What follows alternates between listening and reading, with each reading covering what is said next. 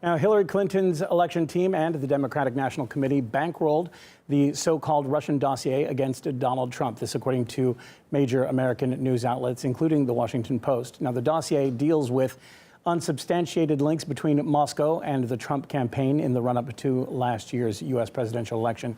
Speaking to journalists outside the White House, President Trump said it was a disgrace. Take a listen.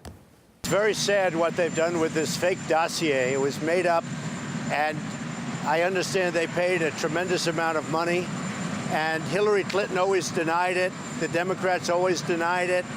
And now only because it's going to come out in a court case, they said, yes, they did it, they admitted it, and they're embarrassed by it. But I think it's a disgrace. It's just really it's a very sad commentary on politics in this country. With commentary on the story, here is RT's Caleb Maupin.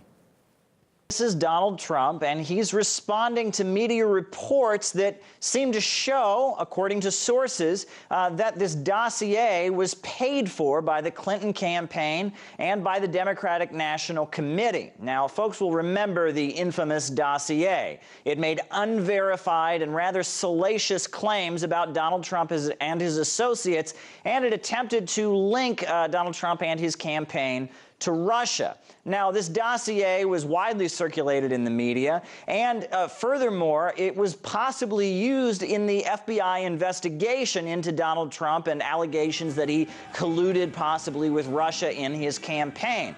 Well, Donald Trump is coming forward and saying that this is just something invented by sour Democrats, disappointed that they lost the election and that they want to attack him. This is Donald Trump on this dossier. I have to say, the whole Russian thing is what it's turned out to be. This was the Democrats coming up with an excuse for losing an election.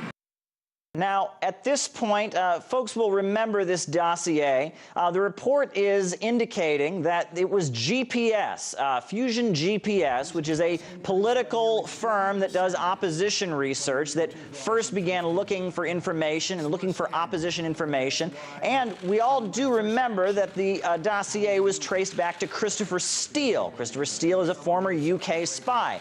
Now, if this report is true, it seems to present quite a problem for the Democrats, because it would seem to show that the Democrats had gone out of their way to solicit the work of a former UK spy in order to get opposition research on Donald Trump.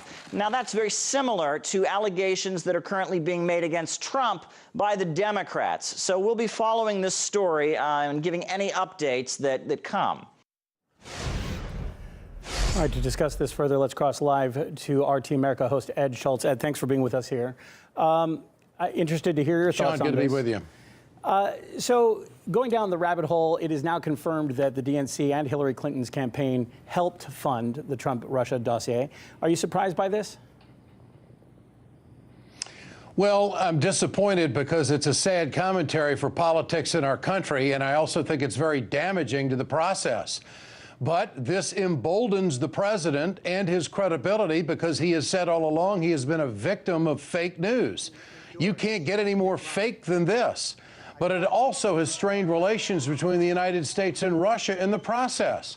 The accusation that the Clinton surrogates made on cable shows day after day for months on end before the election underscored just how dishonest the Democrats are, saying that this was Vladimir Putin's dossier, that this was Russian intelligence, and that this was dug up by this former British agent, which now we know was being paid for by the DNC and the Hillary Clinton campaign. So you have to follow the money. You referenced the interview with President Trump this afternoon when he said they spent a lot of money on it. They sure did. How could Hillary Clinton not know that this was going on? How could John Podesta, the chairman of the campaign, not know that some $6 million was being spent by the lawyer to go out and get this trash smear research done on their opponent, Donald Trump, which has soured relations and played a part in souring the relations between the two superpowers? I think this is horribly damaging for the Democrats. I think the Democrats are going to have to distance themselves from Hillary Clinton. And I think Hillary Clinton has to answer a lot of questions about how and why. So, Ed, if we go to the man himself, the man who compiled the dossier, Christopher Steele, he has ties to the FBI. He's a former spy himself. How do you view the role that the FBI itself played in this? Have they been impartial? Well, we don't know that, and the investigations that are going on right now should bear this out. It should be pointed out that Devin Nunes, who has recused himself from the House Intel investigation into collusion, went out and did some investigation on his own. And all of this came to light through his investigation when he wanted to see the tax records of the firm Fusion GPS, and then, of course, they uncovered all of these payments from the DNC and from the Hillary Clinton campaign. So if it's to be dug up in Washington, it's going to be found. And so I think that at the end of the day, we're going to find out that the Clintons were pretty heavy in smearing Donald Trump, and Trump is going to be emboldened by the truth by saying that this was all fake news. Now, what steps might Trump or the Republicans take in response to these revelations? In fact, like, if you look at the GOP itself, they seem to be far from unified at the moment. Could this be something that helps them get back together? Well, I think there may be some not so much unity because of a matter of style and a matter of personal politics and personality. I think that plays into a lot of it. Donald Trump is something Washington's never had to deal with before, and many on Capitol Hill don't know how to deal with him, and so they're bailing out. So I guess this might be known as draining the swamp. But you ask where the Republicans are going to go from here. Well, they're going to go investigate Hillary Clinton and the uranium deal that was dealt with the Russian government. Some 20% of the uranium was purchased, and it was done on Obama's watch, and while Hillary Clinton was Secretary of State, and a lot of payments made to Bill Clinton.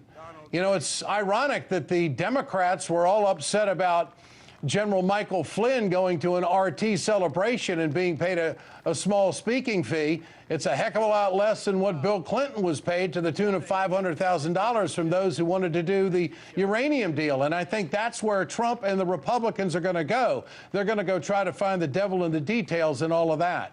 Now, Ed, you know better than anybody that politics is a dirty business. The Washington Post itself also reported that an anonymous Republican donor helped fund the dossier prior to the involvement of the DNC, specifically in the primaries. Why aren't we seeing as much focus on that aspect of the story? Well, you know, it didn't have the impact that a presidential candidate has.